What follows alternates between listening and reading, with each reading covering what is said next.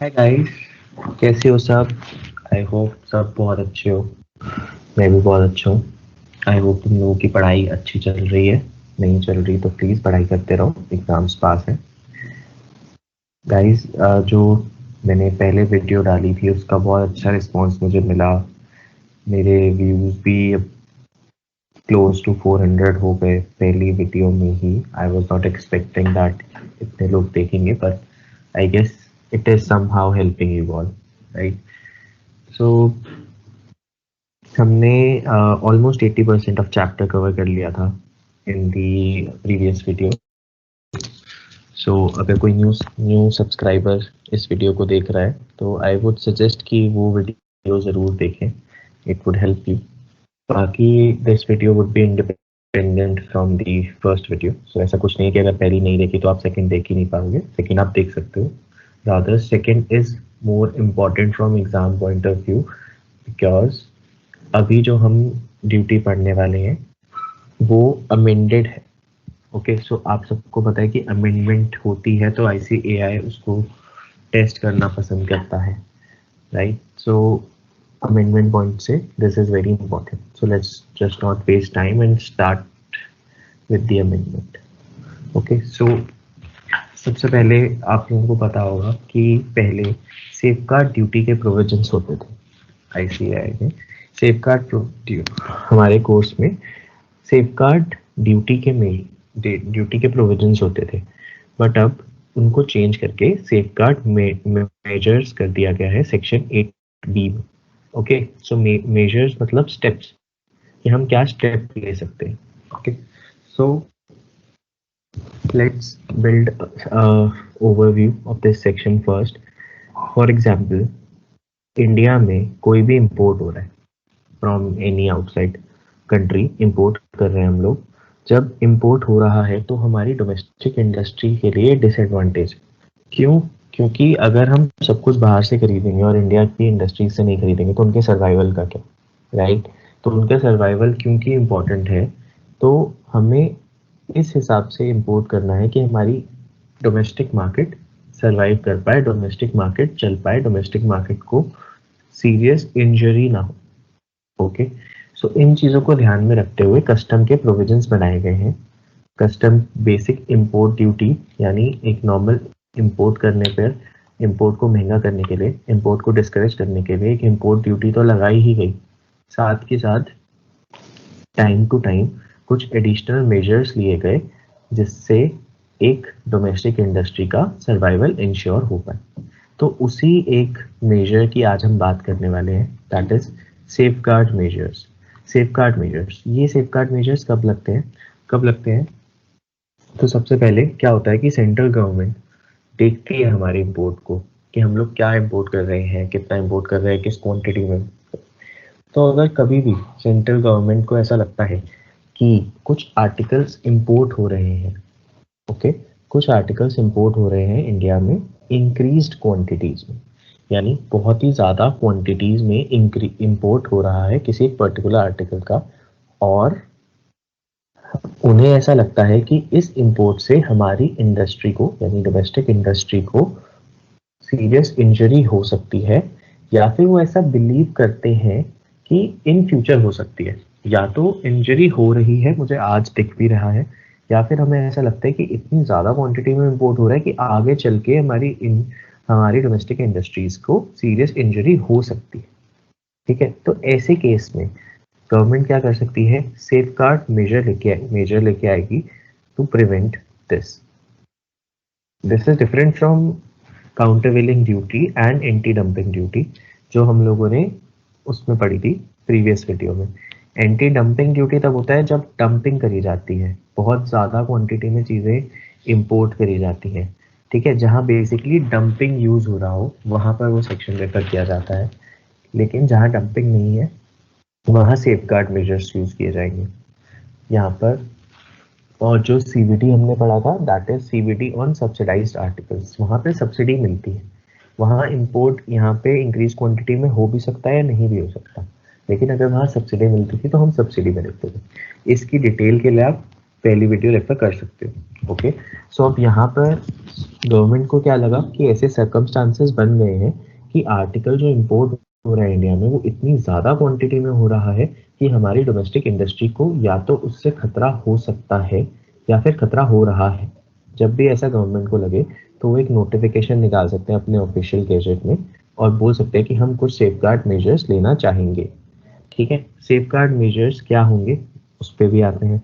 इसके साथ साथ कस्टम कोई भी एडिशनल ड्यूटी अगर इम्पोज कर रहा है to protect the domestic industry तो उसका ऑब्जेक्टिव बिहाइंड क्या होगा? ऑब्जेक्टिव कुछ सोचो, क्या ऑब्जेक्टिव क्या होगा? कि हम अपनी डोमेस्टिक इंडस्ट्रीज का सर्वाइवल देख सकें। ठीक है, कि उनकी भी ग्रोथ हो, ऐसा ना हो कि उनके बिजनेस ठप हो जाए। तो ये हमारा ऑब्जेक्टिव है सेफगार्ड मेजर्स का भी। सेफगार्ड मेजर्स का क्या है? Protecting the interest of any domestic industry with an aim to make it more competitive, यानी इंटरेस्ट भी हम बनाए रखें डोमेस्टिक इंडस्ट्री का और साथ में वो कॉम्पिटिटिव हो पाए ग्लोबल टेक्नोलॉजीज के साथ, ग्लोबल प्रोडक्शन के साथ, इतने कॉम्पीट कर पाए हम लोग कि ऐसा ना हो कि अगर कल को हमें सब कुछ बोर्ड करना पड़े और हम बर्बाद हो जाए, राइट? तो इसलिए हम अपनी इंडस्ट्रीज को कॉम्पिटिटिव भी बनाते हैं और हम उनके इंटरेस्ट का ध्यान भी रखते हैं। Okay, so these are the objective. अब क्या मोड्स हो सकते हैं सेफगार्ड मेजर्स? जो गवर्नमेंट अभी हमने ऊपर देखा कि सेंट्रल गवर्नमेंट कुछ मेजर्स लेगी सेफगार्ड मेजर्स, वो क्या है? राइट, सेफगार्ड मेजर्स अब ऐड हुआ है, इससे पहले यहाँ पे सिर्फ सेफगार्ड ड्यूटी था। तो सेफगार्ड मेजर्स अगर ऐड हुआ है तो यही अमेंडमेंट है हमारी कि सेफगार्ड मेजर्स क्या है। तो सेफगार्ड मेजर्स तीन तरीके के हैं। सबसे पहला, इम्पोज कर सकती है सेफगार्ड ड्यूटी, जो अभी हमने पढ़ा कि सेफगार्ड ड्यूटी लगा देंगे, एडिशनल ड्यूटी, बेसिकली सीधा सीधा टैक्स कि तुम अगर इसको इम्पोर्ट करोगे तो तुम पे सीधा सीधा सेफगार्ड ड्यूटी के नाम से एक एडिशनल टैक्स तुमसे रिकवर किया जाएगा। फर्स्ट। सेकंड, वो फिक्स कर सकती है tariff rate quota, application of tariff rate quota. This is important, this is amendment. Safeguard duty तो पहले भी थी, तो ये चेंज है, टैरिफ रेट कोटा, इस पे भी आते हैं।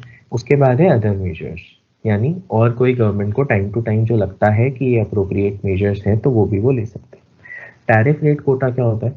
टैरिफ रेट कोटा में क्या होता है, देखो गाइस समझो क्या होता है। जैसे मैं इंपोर्ट कर रहा हूँ, ठीक है, इंपोर्ट हो रहा है बहुत सारी कंट्रीज से, ठीक है, country x, country y, country z, सबसे इंपोर्ट हो रहा है। लेकिन ऐसा जरूरी नहीं है कि सारी कंट्रीज से बहुत ज्यादा क्वांटिटी में आ रहा हो सकता है कुछ कंट्रीज से बहुत लिमिटेड क्वांटिटी में आ रहा हो।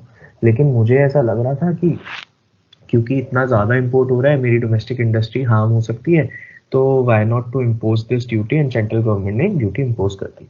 अब जो जहाँ से बहुत ज़्यादा क्वांटिटी में इंपोर्ट हो रहा था वहाँ तो समझ आता है, ठीक है, वहाँ ये प्रॉब्लम थी इसलिए उसको दूर करने के लिए किया गया। लेकिन जहाँ छोटी सी कंट्री है जैसे कंट्री जी, वहाँ से बहुत छोटी सी क्वांटिटी में आ रहा है, वो लोग तो फालतू में मर गए ना, उन लोगों को तो ज़रूरत नहीं थी उस चीज़ के लिए। तो इसलिए गवर्नमेंट ने बोला कि अभी तक यही हो रहा था कि अगर सेफगार्ड ड्यूटी लग गई तो सब पे लग गई, तो वो छोटे वाले भी गए। लेकिन गवर्नमेंट ने बोला कि ये चीज़ ठीक नहीं है, हम इसको करेक्ट करते हैं। हम कैसे इसको करेक्ट करते हैं? हम लोग निकालते हैं एक tariff rate quota. Tariff rate quota का क्या मतलब है कि हम एक पर्टिकुलर क्वांटिटी फिक्स कर देंगे कि इस क्वांटिटी के, यानी इस लेवल तक का इंपोर्ट अगर आपने किया है इस कंट्री में, इंडिया में, तो हम सेफगार्ड ड्यूटी नहीं लगाएंगे। लेकिन अगर आपका इस लेवल से एक्सीड करता है तो हम एक सेफगार्ड ड्यूटी आपको लगा देंगे। तो टैरिफ रेट कोटा क्या है? वो लेवल है, जिस लेवल के ऊपर या नीचे होगा तो इंपोर्ट ड्यूटी लगेगी या नहीं लगेगी, टैरिफ रेट कोटा। ठीक है, अब प्रॉब्लम आती है कि टैरिफ रेट कोटा निकलेगा कैसे? What is tariff rate quota? तो टैरिफ रेट कोटा के लिए भी गवर्नमेंट ने बताया, उन्होंने बोला टैरिफ रेट कोटा क्या होगा? It would be average level of import in last 3 representative years. इन्होंने ये नहीं बोला कि लास्ट 3 ईयर्स ही तुम्हें लेने, इन्होंने बोला representative years which for which statistics are available. ठीक है, अब इन्होंने क्या बोला कि तुम्हें इंपोर्ट करवाना है, average level of import in last 3 years representative होने चाहिए वो, यानी उसके अंदर इंपोर्ट होना चाहिए और वो एक तरीके से रिप्रेजेंट करे कि हाँ जो हम कर रहे हैं या जो हमने स्टेटिस्टिक्स ली है वो करेक्ट ली है।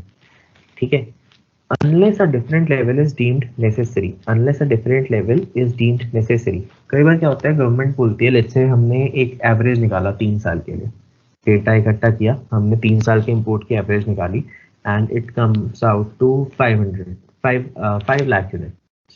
ठीक है, तो अगर किसी भी कंट्री से 5 लाख यूनिट से ज्यादा इंपोर्ट कर रहे हैं हम एक पर्टिकुलर आर्टिकल को, तो वहां सेफगार्ड ड्यूटी लग जाएगी। बट गवर्नमेंट को ये लग रहा है यार 5 लाख ज्यादा है, यहाँ क्या हो रहा है, प्लानिंग हो रही है और अलग अलग कंट्रीज से इंपोर्ट किया जा रहा है और छोटा छोटा यूनिट करे जा रहे हैं। तो उस केस में क्या होगा, यानी एक ही कंपनी की लेट्स से बहुत सारी, जैसे हिंदुस्तान यूनिलीवर है ना, तो ये जहाँ पे भी कंपनी है, इसकी कंपनी के बहुत सारे पार्ट है, श्रीलंका यूनिलीवर, पाकिस्तान यूनिलीवर, ठीक है, बहुत सारे पार्ट्स बने हुए हैं। अब क्या हो रहा है कि हर कंट्री से मैं थोड़ा थोड़ा इंपोर्ट कर रहा हूँ, बट अल्टीमेटली मेरा इंक्रीज क्वांटिटी में तो इंपोर्ट हो गया ना यूनिलीवर ग्रुप से। ठीक है, तो उस केस में मुझे ऐसा लगता है कि मुझे यार 5 लाख निकल तो आ रहा है, लेकिन मुझे लगता है हो सकता है मेरे को इस लेवल को और बढ़ाने की जरूरत है। यानी मुझे ऐसा लग रहा है कि ये 5 लाख जो है ना, ये कम है, मतलब बहुत कम लग रहा है मुझे, और मुझे इसको बढ़ा देना चाहिए। ठीक है, तो मैं इसको बढ़ा सकता हूँ। जो एवरेज निकल के आएगा that would be the minimum level of tariff जो मुझे लगाना है 3 साल का। ठीक है, 3 साल की जो क्वांटिटीज को मैंने सम करके डिवाइड किया, वो मिनिमम लेवल निकलता है। अगर मुझे कभी भी ऐसा लगता है कि this is not appropriate, this is very less, तो मुझे इससे ऊपर जाना चाहिए, तो मैं इससे ऊपर जा सकता हूँ, लेकिन मिनिमम इतना तो लगाना है। तो मैं क्या, तुम इससे नीचे वाले होते तो तुम बच जाते। ओके, फिर ये टैरिफ रेट कोटा हो गया। सो अब हमें ये पता चल गया कि सेंट्रल गवर्नमेंट ने बोला कि 3 मेजर्स लेंगे हम, क्या लगाएंगे, सेफगार्ड ड्यूटी लगा देंगे सीधा सीधा। ठीक है, कुछ नहीं चेक करेंगे, सीधा सीधा सेफगार्ड ड्यूटी इस आर्टिकल पे। सेकेंड, हम लोग application of tariff rate quota करेंगे। टैरिफ रेट कोटा जो मैंने आपको भी बताया, टैरिफ रेट का क्या मतलब है कि हम 3 साल की एवरेज लेंगे, ठीक है, एक लेवल फिक्स कर देंगे, इस लेवल से अगर एक्सीड करते हो तो आप पे इंपोर्ट ड्यूटी लगाई जाएगी एक्स्ट्रा, अदरवाइज नहीं लगाई जाएगी। अब टैरिफ रेट कोटा अगर हमें समझ आ गया, तो हमें ये पता करना पड़ेगा कि what is tariff rate Kota.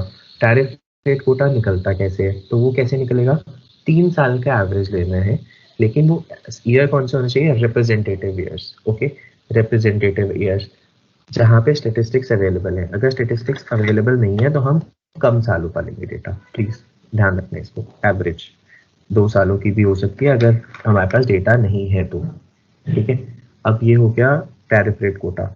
क्या हम मतलब इससे ज्यादा लगा सकते हैं क्वांटिटी, यस। तो जो टैरिफ रेट कोटा निकल के आएगा, this is the minimum level of requirement, आप इससे ऑफकोर्स ज्यादा लगा सकते हैं।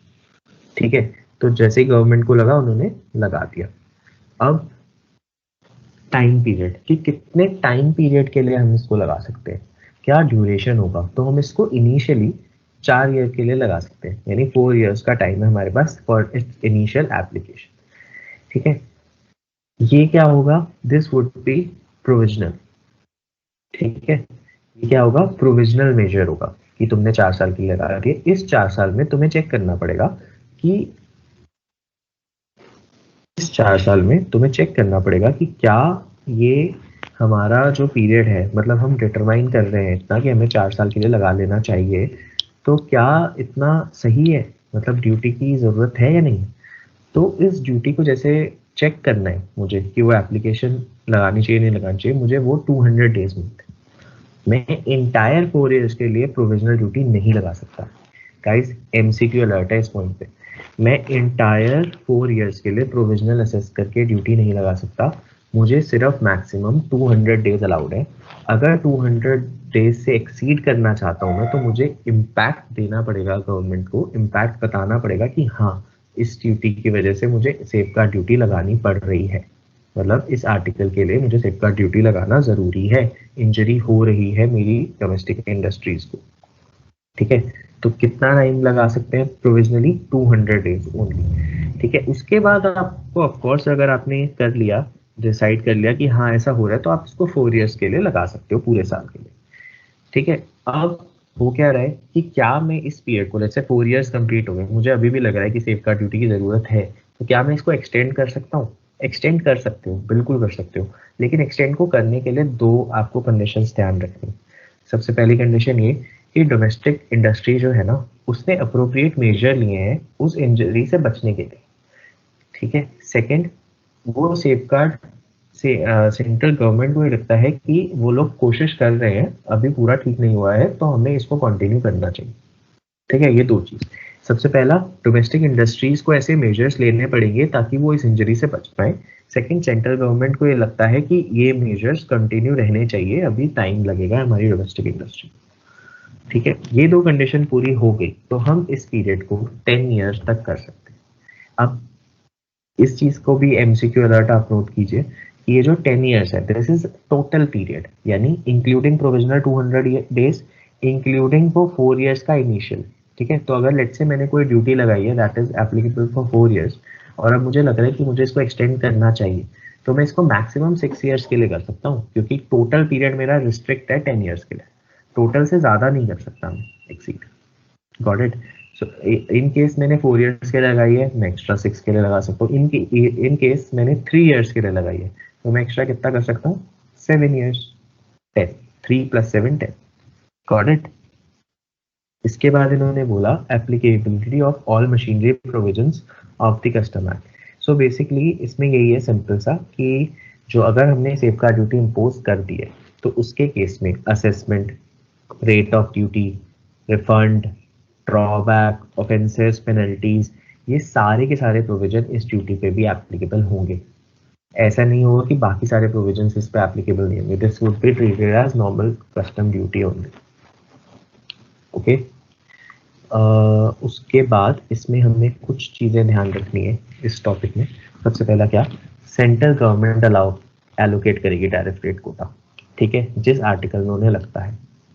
सेफगार्ड ड्यूटी जो होगी वो एडिशनल ड्यूटी होगी, बेसिकली एक तरीके से बेसिक कस्टम ड्यूटी पे इसका कोई इम्पैक्ट नहीं होगा। ये नहीं होगा कि तुमने सेफगार्ड ड्यूटी लगा दी तो तुम बेसिक कस्टम ड्यूटी नहीं लगाओगे। Basic custom duty is revenue duty for central government, and this is kind of a protective duty. ठीक है, और सेंट्रल गवर्नमेंट कुछ कंट्रीज को, टेरिटरीज को स्पेसिफिकली एग्जेम्प्ट कर सकती है कि तुम पे एप्लीकेबल नहीं होगा, if they consider it necessary. Payment of whole और पार्ट, ऐसा भी बोल सकते हैं कि 50% तक तुम मत दो, या तुम्हारे लिए 50% ही लगाएंगे हम ड्यूटी। ठीक है, अगर सबके लिए 18% लग रही है तो तुम्हारे लिए सिर्फ 9% लग रही है, ऐसा कर सकते हैं वो लोग। Got it. अब इस रूल की कुछ एक्सेप्शंस है। एक्सेप्शन क्या है? Exception from safeguard measures. देखो, जब तुम इंपोर्ट कर रहे हो, लेट्स से कि तुम एक डेवलपिंग कंट्री से इंपोर्ट कर रहे हो। ठीक है, अब दो केस होंगे तुम्हारे पास, या तो तुम डेवलपिंग कंट्री से, एक ही डेवलपिंग कंट्री से इंपोर्ट कर रहे हो और बाकी डेवलप्ड कंट्रीज से कर रहे हो, या फिर तुम जो इंपोर्ट कर रहे हो वो more than one developed countries. दो सिनेरियो बनते हैं। ठीक है, अगर तुम नहीं कर रहे डेवलपिंग कंट्री से, तुम्हारे पास एग्जेम्पशन नहीं है। लेकिन अगर तुम डेवलपिंग कंट्री से इंपोर्ट कर रहे हो तो तुम्हें ये चेक करना पड़ेगा तुम एक कंट्री से कर रहे हो या मोर देन वन कंट्री से कर रहे हो। In case you are doing from one country only, तो हमें ये देखना है कि हमारा उस इंडिविजुअल डेवलपिंग कंट्री से 3% से ज्यादा टोटल इंपोर्ट का 3% से ज्यादा इंपोर्ट नहीं होना चाहिए। ठीक है, एमसीक्यू के लिए है ये पॉइंट गाइस। सबसे पहला, डेवलपिंग कंट्री होनी चाहिए, डेवलप्ड कंट्री के लिए नहीं है प्रोविजन। दूसरा, 3% टोटल इंपोर्ट का, जो आर्टिकल इंडिया में इंपोर्ट हो रहे हैं उसका टोटल इंपोर्ट का 3% से ज्यादा तुम इंपोर्ट नहीं करोगे, अदरवाइज तुम पे एग्जेम्पशन एप्लीकेबल नहीं।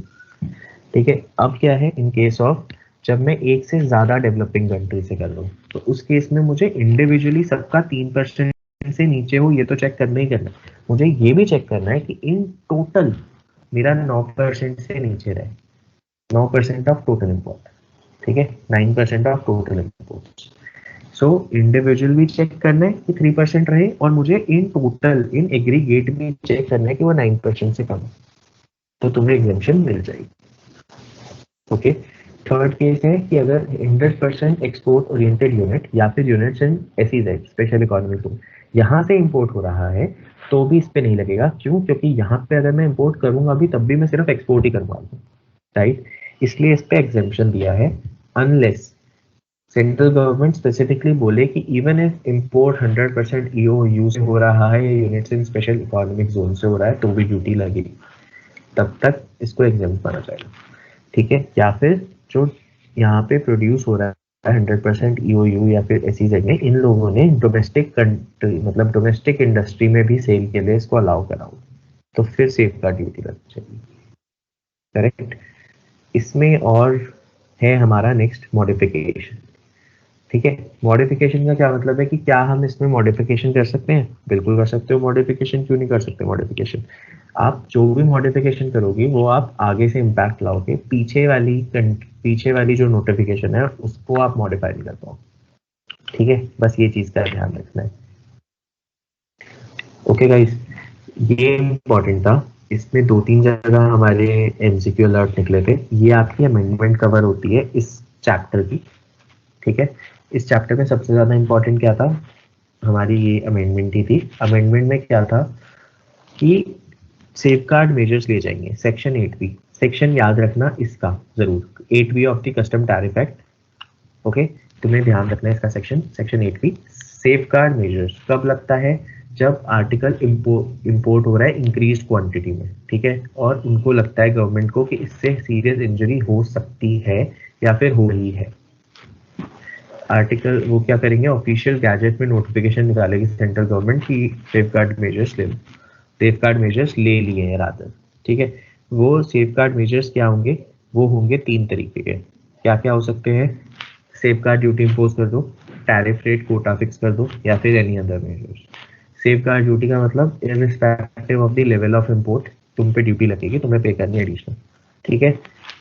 Second, tariff rate quota. Tariff rate quota का क्या मतलब है? एक पर्टिकुलर लेवल फिक्स कर देंगे कि इससे ऊपर अगर आप इंपोर्ट करते हो तो आपको import duty, additional import duty देनी है, अदरवाइज नहीं देनी।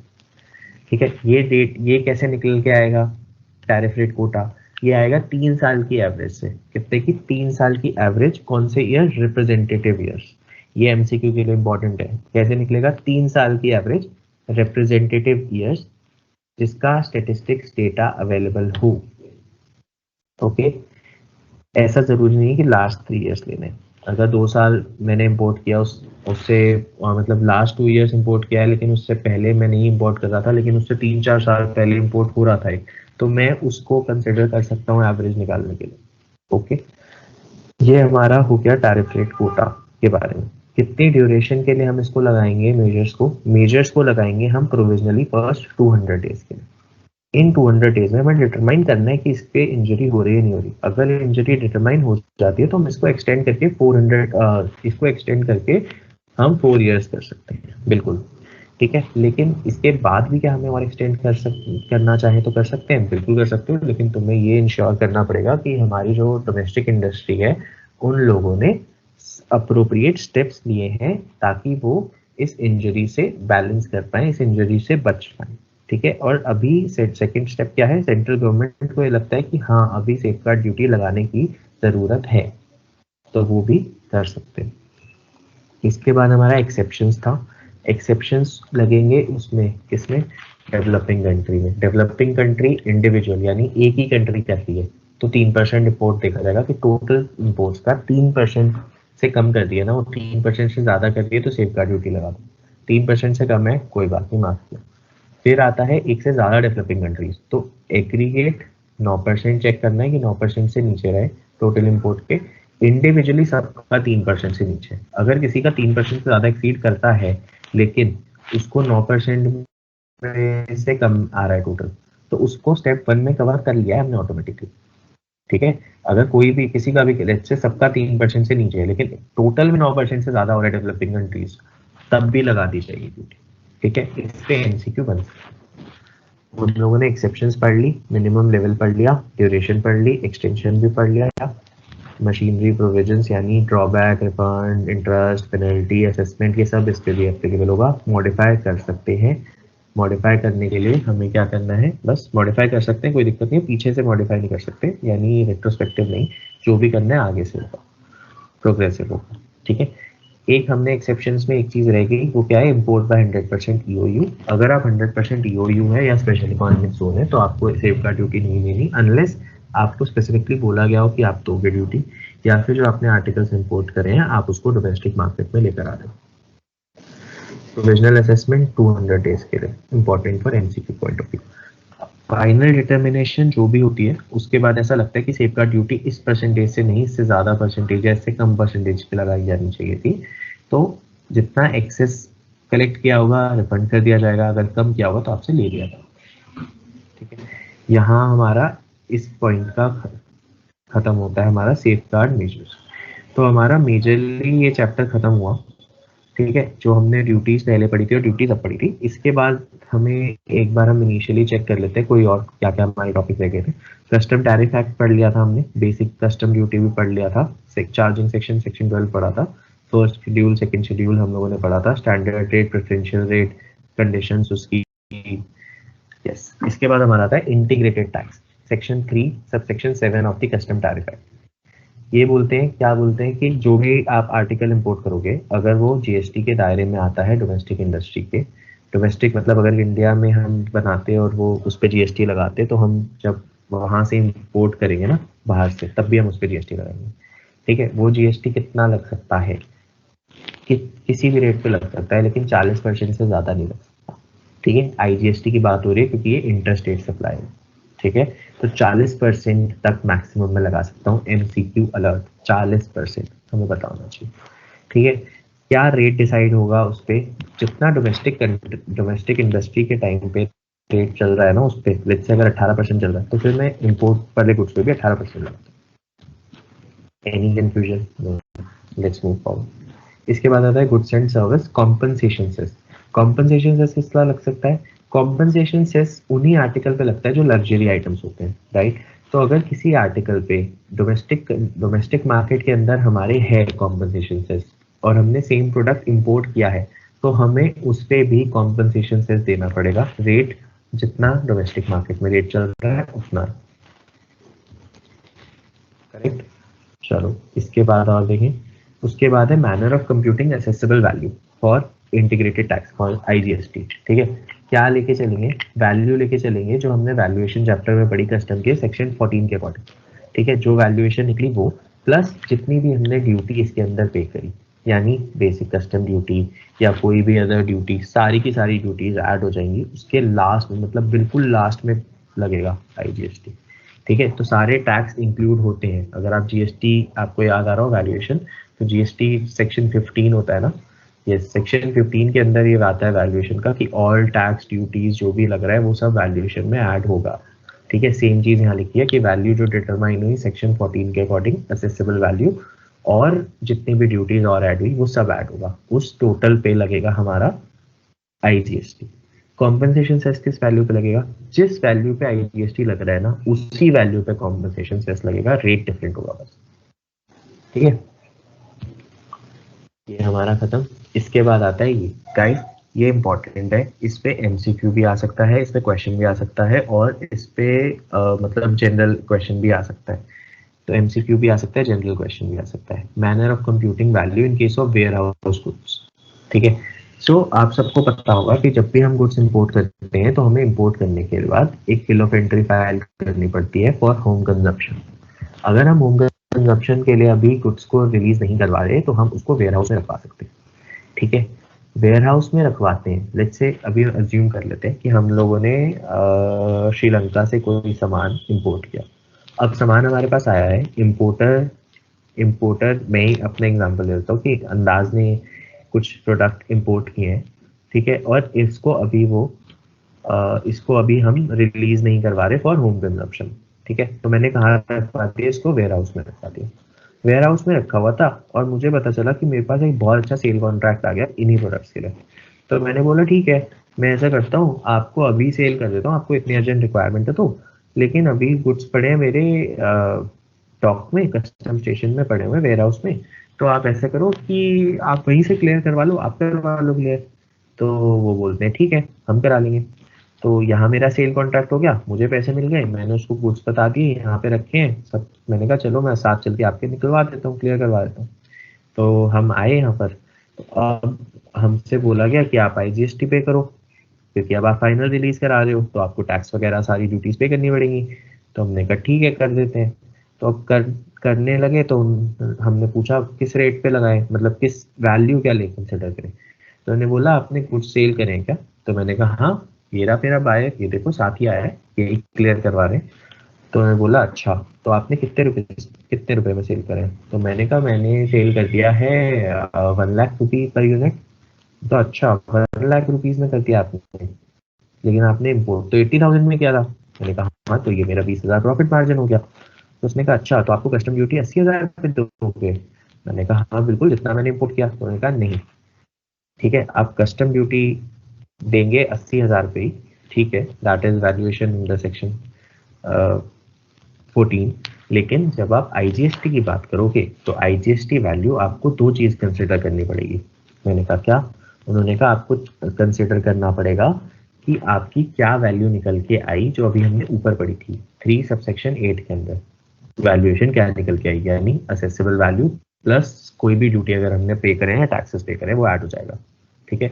या फिर आपकी ट्रांजेक्शन वैल्यू, जैसे आपने 80,000 पे लिया और आई एम अज्यूमिंग कि 10,000 रुपीज के मुझे एडिशनल ड्यूटीज वगैरह कॉस्ट लगी थी, तो 90,000 का हो गया। लेकिन आप बेच रहे हो 1 लाख रुपए में, तो इन दोनों में से ज्यादा कौन सा है? 1 लाख, यानी ट्रांजेक्शन वैल्यू। तो मैं आपसे 1 लाख पे टैक्स लूँ। जीएसटी, गाइस गॉट इट, कि इन केस ऑफ आईजीएसटी अगर हमने वेयर हाउस में गुड्स रखवाए हैं और हमने उसको क्लियर कराने से पहले ही सेल कर दिए, तो हमें जो ड्यूटी पे करनी है, आईजीएसटी पे करना है, वो हमें किस वैल्यू पे करना है? वो वैल्यू डिटरमाइन होगी ट्रांजैक्शन वैल्यू, या फिर जो अभी हमने वैल्यू पर निकाली assessable value plus duty, any duty paid. इन दोनों वैल्यूज को कंपेयर किया जाएगा, इन दोनों में से जो भी ज्यादा होगा मैं उस पर आईजीएसटी पे करूँ। सेम वे कॉम्पनसेशन सेस के लिए, कि अगर कॉम्पनसेशन सेस मेरा ट्रांजेक्शन मतलब आईजीएसटी ट्रांजेक्शन वैल्यू पे कर रहा हूँ, तो कॉम्पनसेशन सेस भी ट्रांजेक्शन वैल्यू पे कर रहा हूँ। Got it? अब ये तो होता है सिंगल सेल। लेट्स से मैं मल्टीपल सेल करता हूँ, कि मैंने एक बायर को बेचा और उस बायर ने आगे भी किसी को बेच दिया। तो उन्होंने, गवर्नमेंट ने बोला कि आप बीच वाले जो आपने ए से बी को बेचा था ना, बी वाले को इग्नोर कर दो, सी कितने पे ले रहा है ट्रांजेक्शन वैल्यू पे, आप हम वहां कंसिडर करेंगे कि सी की ट्रांजेक्शन वैल्यू क्या है और इम्पोर्ट किस रेट पे हुआ था। ठीक है, इंपोर्ट का तो उनके पास डिटेल है ही सारा, ट्रांजैक्शन वैल्यू आप बता दो मुझे क्लियर कराते हुए। ठीक है, तो उन दोनों में से इसमें ध्यान रखना है कि अगर मल्टीपल सेल्स होती हैं इन वेयर हाउस, तो हम फाइनल सेलिंग प्राइस को कंसिडर करते हैं, फाइनल ट्रांजैक्शन वैल्यू। ठीक है, कई बार ऐसा होता है कि मैं सारे गुड्स नहीं बेचता, कुछ पार्ट्स ऑफ द गुड्स बेचता हूँ, तो उस केस में क्या होगा, आप प्रोपोर्शनेट कर दोगे।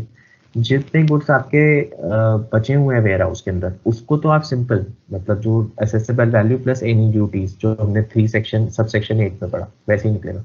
लेकिन जो पार्ट आपने सेल कर दिया है ना, उसमें आपको ट्रांजैक्शन वैल्यू प्लस या फिर हमारा सेक्शन 3 सब सेक्शन 8 लगाना पड़ेगा। उन दोनों में से जो ज्यादा होगा उस पर आप ड्यूटी पे करोगे। ये आपका पॉइंट खत्म, और ये आपका मोस्ट प्रॉब्ली सेक्शन भी खत्म और चैप्टर भी खत्म। Type of duties, revenue protective हमने कर लिया था, ये सारे हमारे हो गए थे। ये हमारा यस, तो ये भी सुन लो। Section 8 of custom tariff act, ये क्या बोलता है कि हमारे पास एक्सपोर्ट ड्यूटी अगर लग रहा है किसी प्रोडक्ट पे, क्या हम उसको इनहेंस कर सकते हैं? बिल्कुल कर सकते हो यार, क्यों नहीं कर सकते? दो कंडीशन सेटिस्फाई करा दो बस। क्या? गुड्स सेकेंड शेड्यूल में स्पेसिफाइड है, याद है? शेड्यूल 2 होते हैं कस्टम टैरिफ एक्ट में, schedule 1, schedule 2। Schedule 1 due import goods, उन गुड्स पे इंपोर्ट ड्यूटी लगेगी इंपोर्ट करने पे। शेड्यूल 2 इन ड्यूटीज पर इन आर्टिकल्स पे एक्सपोर्ट ड्यूटी लगेगी अगर आप एक्सपोर्ट करते हो। ठीक है, बहुत कम है एक्सपोर्ट वाले, लेकिन है। ठीक है, तो उन्होंने बोला कि हमारे सेकेंड शेड्यूल में वो लिखा होना चाहिए, और सेंट्रल गवर्नमेंट सेटिस्फाई होनी चाहिए कि ऐसे सर्कमस्टांसेस हैं जहां हमें लगता है कि ड्यूटी को एक्सटेंड कर। ठीक है, खत्म सेक्शन 8। इसी के साथ सेक्शन 9 है। सेक्शन 9 क्या बोलता है, सॉरी सेक्शन 8 है कस्टम इंपोर्ट के केस में। इंपोर्ट के केस में भी उन्होंने सेम चीज बोली। फर्स्ट शेड्यूल में वो गुड्स लिखे होने चाहिए, सेंट्रल गवर्नमेंट को इम्पोज करनी है, इनहेंस करनी है, उससे पहले उसको पता होना चाहिए कि फर्स्ट शेड्यूल के अंदर वो आर्टिकल है या नहीं। सेकंड, सेंट्रल गवर्नमेंट को सर्कमस्टांसेस ऐसे लगने चाहिए कि हाँ इसकी जरूरत है इन्हांसमेंट करने की। इम्पोज करने के लिए प्रैक्टिकली नहीं चाहिए, लेकिन इम्पोर्ट मतलब अगर जब फर्स्ट टाइम इम्पोज कर रहा हूँ तो मेरे शेड्यूल में लिखा ही होगा, सर्कमस्टांसेस मुझे लग ही रहे हैं तभी मैं लगा रहा हूँ। लेकिन अगर इंक्रीज हो रहा है, ये एमसीक्यू अलर्ट है आप लोगों के लिए, अगर इंक्रीज कर रहा हूँ इम्पोर्ट ड्यूटी में, मुझे ऐसा लगता है कि इम्पोर्ट ड्यूटी की एक परसेंटेज इंक्रीज करने की जरूरत है, तो मैं तब तक वो नोटिफिकेशन नहीं निकाल सकता जब तक मुझे उसका अप्रूवल पार्लियामेंट से नहीं मिल जाता। आप यहाँ देखेंगे before the parliament and same has been passed with or without modification। Modification करा सकते हो लेकिन हमें पार्लियामेंट का अप्रूवल जरूर चाहिए अगर हमें इनहेंस करनी है इंपोर्ट ड्यूटी। ठीक है, उसके बाद हमने सेफगार्ड मेजर्स तो पढ़ी लिए।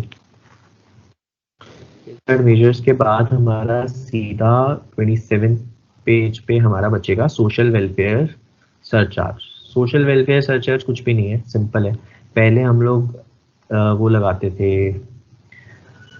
एजुकेशन सेस, उसकी जगह पर आ गया है social welfare surcharge. Social welfare surcharge किस पे लगेगा?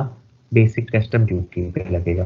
ठीक है, वैल्यू पे नहीं लगेगा, असेसेबल वैल्यू पे नहीं लगता, सिर्फ कस्टम ड्यूटी पे लगता है, that is basic custom duty.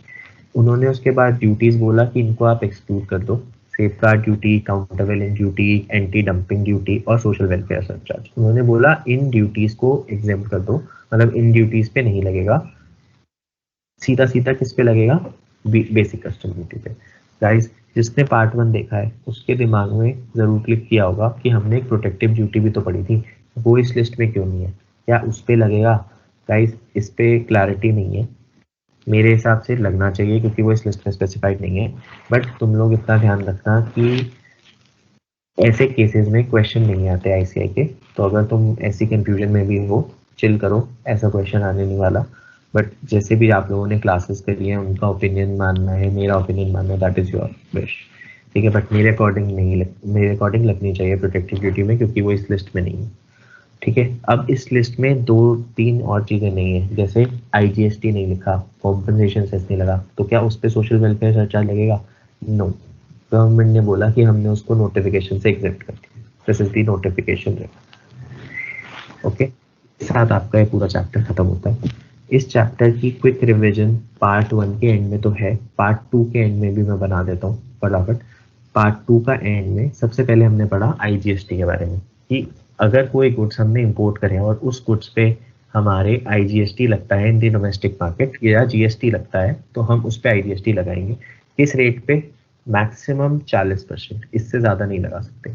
Rate क्या होगा? जो हमारा डोमेस्टिक मार्केट में चल रहा होगा वही रेट लगेगा। ठीक है, उसके बाद बोला compensation cess. Compensation cess luxury item पे लगता है जनरली इंडिया में, लेकिन अगर किसी आर्टिकल को जिसको इंपोर्ट किया उस पर कॉम्पनसेशन सेस है तो उसको हम यहाँ पर भी कॉम्पनसेशन सेस लगाएंगे। ठीक है, इसके बाद उन्होंने बोला manner of computing accessible value. Accessible value कहाँ से निकलेगा? सेक्शन 14 कस्टम एक्ट के। ठीक है, यहाँ पे क्या होगा? उसके बाद उसके अंदर कोई भी ड्यूटी हमने पे करी है उसको हम ऐड कर देंगे, सेम वैल्यू हमारे लिए कॉम्पनसेशन सेस के लिए, जिस वैल्यू पे आईजीएसटी पे करेंगे उसी वैल्यू पे कॉम्पनसेशन सेस पे कर देंगे। ठीक है, इसके बाद हमारा नेक्स्ट आया manner of computing value in case of warehouse goods.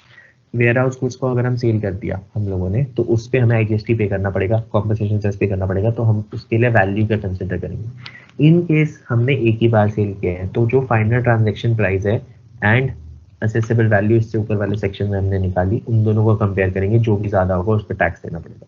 लेकिन अगर मल्टीपल सेल्स हुई है हमारी उन्हीं गुड्स की, तो हम लास्ट सेल को कंसिडर करेंगे एज अ ट्रांजेक्शन वैल्यू, उसको कंपेयर करेंगे हमारी इंपोर्ट जो हमने इससे ऊपर वाले सेक्शन में निकाला उस वैल्यू से, उन दोनों में से जो भी ज्यादा होगा उस पर ड्यूटी पे करनी पड़ेगी। ठीक है, कई बार ऐसा होता है प्रोपोर्शनेट गुड्स सेल होते हैं, सारे नहीं होते, तो ड्यूटी भी प्रोपोर्शनेट लगेगी। जितने गुड्स पे जितने यूनिट सेल हो गए उस पे ये वाला सेक्शन लग जाएगा। 3 सबसेक्शन 8 है, जितने सेल नहीं हुए 3 सबसेक्शन 8 लग जाएगा। ठीक है, इसके बाद हमारा सीधा सीधा निकल के आता है इमरजेंसी मेजर्स टू इम्पोज और एनहांस एक्सपोर्ट ड्यूटीज। कर सकते हैं, कैसे करेंगे? कंडीशन होनी चाहिए कि गुड्स स्पेसिफाइड होनी चाहिए शेड्यूल 2 में, और सेंट्रल गवर्नमेंट को लगता है कि ऐसे करने की जरूरत है। इंपोर्ट के केस में गुड्स फर्स्ट शेड्यूल में मेंशन होने चाहिए, सेंट्रल गवर्नमेंट को ऐसा लगता है कि सर्कमस्टांसेस एग्जिस्ट करते हैं, और अगर हमें ड्यूटी इनहैंस करनी है तो हमें पार्लियामेंट का अप्रूवल चाहिए, उससे पहले हम नोटिफिकेशन नहीं निकाल सकते। ठीक है, सेफगार्ड मेजर्स इसका क्या है? पहले सेफगार्ड ड्यूटी था, अब सेफगार्ड मेजर्स आया। मेजर्स में क्या है? सेंट्रल गवर्नमेंट को लगता है कि कोई आर्टिकल इंपोर्ट हो रहा है इंडिया में बहुत सारी क्वांटिटी में, तो हम लोगों को उसको इंपोर्ट को रोकना है, इसलिए हम क्या करेंगे? ड्यूटी लगा देंगे, प्रोवाइडेड ये इंपोर्ट हमें हमारी डोमेस्टिक इंडस्ट्री को इंजरी प्रोवाइड कर रहा है या फिर हमें लगता है कि कर सकता है आने वाले टाइम पे, हम नोटिफिकेशन निकाल देंगे ऑफिशियल गैजेट में और लगा देंगे ड्यूटी। ठीक है, इसको अगर सेफ गार्ड मेजर्स क्या है, 3 तरीके के, सेफ गार्ड ड्यूटी लगा दो, सेकेंड टैरिफ रेट कोटा लगा दो, third other measures. Safe guard duty simple लगा दो, ड्यूटी कि अगर इंपोर्ट किया ड्यूटी लगा दो। टैरिफ रेट कोटा एक ऐसा लेवल, इस लेवल के ऊपर अगर जाते हो तो इंपोर्ट ड्यूटी देनी पड़ेगी, अदरवाइज नहीं देनी पड़ेगी। इंपोर्ट ड्यूटी नहीं, safe guard duty. Import duty तो देनी है, चाहे नीचे हो चाहे ऊपर हो। ठीक है, ये लेवल कैसे डिटरमाइन होगा, हमें 3 साल की एवरेज लेनी है जो कि रिप्रेजेंटेटिव ईयर होने चाहिए और स्टैटिस्टिकल डेटा उसका अवेलेबल होना चाहिए। ओके, 3 साल का डेटा लेना है।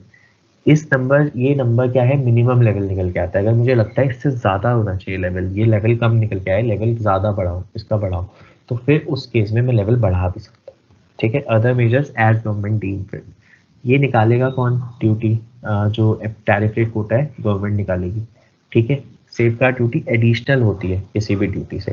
सेंट्रल गवर्नमेंट चाहे तो एग्जेम्प्ट कर सकती है कुछ नोटिफिकेशन निकाल के कुछ कंट्रीज को, टेरिटरीज को इनटू इंडिया की, जहाँ पे अगर इंपोर्ट हो रहा है या इंपोर्ट इन कंट्रीज से हो रहा है, इन टेरिटरीज से हो रहा है, तो उस पर ये ड्यूटी होल्डली यानी 100% एग्जेम्प्ट या फिर part of that 50% exempt, 60% exempt, ऐसा कर सकती है।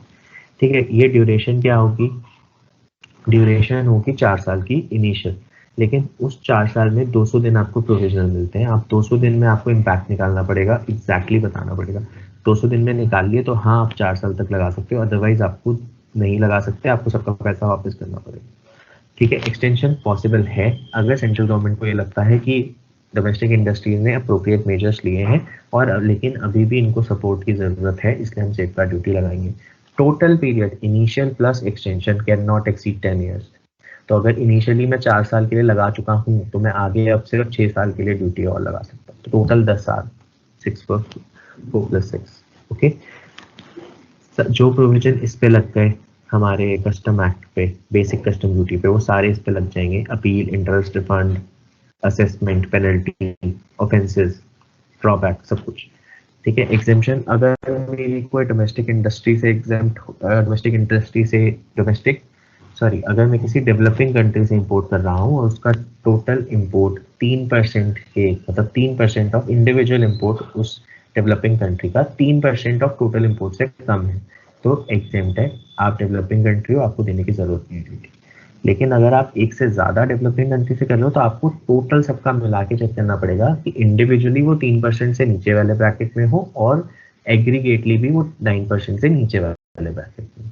ठीक है, अगर कोई भी EOU है 100% या फिर यूनिट इन स्पेशल इकोनॉमिक्स हो तो तुम्हें ड्यूटी देने की जरूरत नहीं है, सेफ गार्ड ड्यूटी, अनलेस तुम्हें स्पेसिफिकली बोला जाए या फिर जो तुमने आर्टिकल इंपोर्ट करे हैं वो तुम डोमेस्टिक इंटेबी असेसमेंट के लिए निकाल रहे हो। ठीक है, अगर फाइनल डिटर्मिनेशन प्रोविजनल के बाद हमें पता चलता है कि हमने ड्यूटी कम लगाई है तो आप एडिशनल मांग लो, अगर तुम्हें लगता है कि ज्यादा लगाई है तो रिफंड कर दो। मॉडिफिकेशन पॉसिबल है, लेकिन तुम कोई भी मॉडिफिकेशन ऐसी नहीं कर सकते कि पहले वाला सब खराब ही हो जाए। ठीक है, मतलब पहले वाला तो रहेगा। इसके बाद हमारा आया था सीधा सीधा हमारा आया था social welfare charge. Social welfare charge क्या होता है, वो लगेगा in due of education cess. कितना लगेगा, 10% ऑफ बेसिक कस्टम ड्यूटी। ठीक है, safeguard duty, countervailing, anti dumping, ये सबको एग्जेम्प्ट किया गया, इन पे सोशल वेलफेयर चार्ज नहीं लगेगा। सोशल वेलफेयर चार्ज सिर्फ बेसिक कस्टम ड्यूटी पे लगेगा, प्रोटेक्टिव ड्यूटी पे लगेगा। ठीक है, और IGST कॉम्पनसेशन सेस, इन चीजों को एग्जेम्प्ट किया गया है, इन पर safeguard duty, safeguard measures नहीं लगाए जाते। ठीक है, so guys with this our type of duty is finished. आप इसके बाद क्वेश्चंस कर सकते हो और अपना फीडबैक मुझसे शेयर कर सकते हो। Of course if you guys have any question you can post it in the comment section और you can follow my Telegram group GST पटी, उसके अंदर भी आप शेयर कर सकते हो। उस ग्रुप में एक बहुत इंटरेस्टिंग चीज मैं कर रहा हूँ, दैट इज दी MCQs। सो जो भी हम पढ़ रहे हैं, जैसे अभी हमने यूनिट वो 1 पढ़ी थी, टाइप ऑफ ड्यूटीज पार्ट 1, तो मैंने उसके क्वेश्चंस, उसी के रिलेटेड क्वेश्चंस पूछे थे, तो सही रहता है, पास होते हो तुम्हारा बेसिकली बेटर रहेगा। ठीक है, रिवीजन हो जाएगी बेसिकली कोर्स की और उसकी भी। अगर आप पार्ट 2 को देखेंगे अब, तो पार्ट 2 के क्वेश्चंस आएंगे आपके पास। ठीक है guys, so share it with your friends, subscribe to the channel, press the bell icon, ताकि कोई भी आपके पास मैं अगली वीडियो पोस्ट करूँ तो आपके पास नोटिफिकेशन आए. And if you guys like this video, please press the like button. It will keep me motivating to post more of these kind of videos. And अपने नेक्स्ट प्रोजेक्ट पे मैं काम कर रहा हूँ. इसके बाद I am planning for FTP. So let's see how it works.